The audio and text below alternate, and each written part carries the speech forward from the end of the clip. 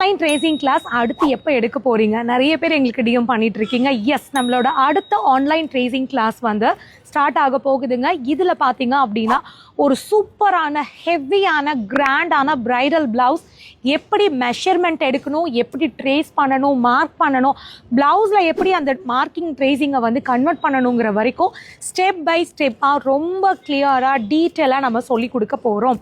So இந்த கிளாஸ்க்கான fees மற்ற details எல்லாமே இந்த வீடியோக்கு கீழே நான் மென்ஷன் பண்ணியிருக்கேன்.